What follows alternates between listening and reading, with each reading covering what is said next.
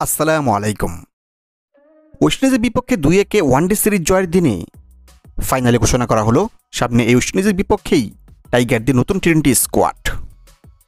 টি-20 ফরম্যাটের সর্বশেষ জাকির আলীর হাত ধরে আফগানিস্তানের বিপক্ষে ৩-০ সিরিজ জিতেছিল টাইগাররা।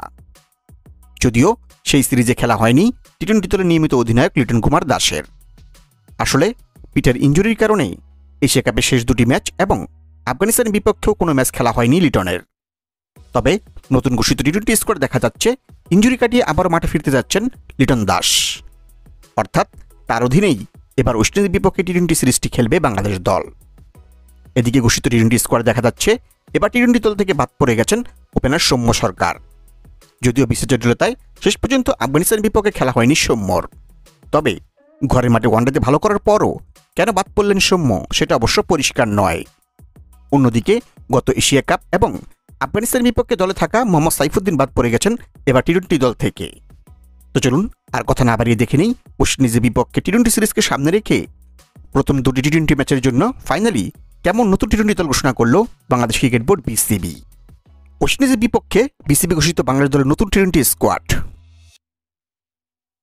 Number 1 Liton Kumar Das, top order batsman and captain. Number 2 Tanzid Tamim, top order batsman. Number 3 Saif Hasan, top order batsman.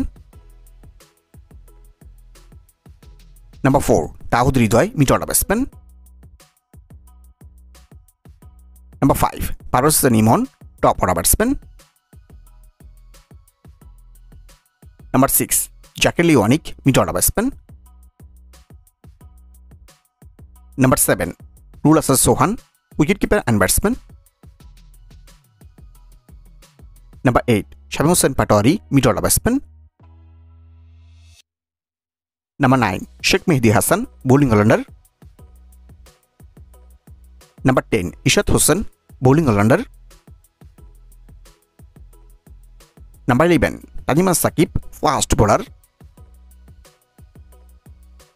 Number 12 Nasum Ahmed, spin bowler. Number 13 Shoriful Islam, fast bowler. Number 14 Mustafizur Rahman, fast bowler. Number 15 Taskin Ahmed, fast bowler.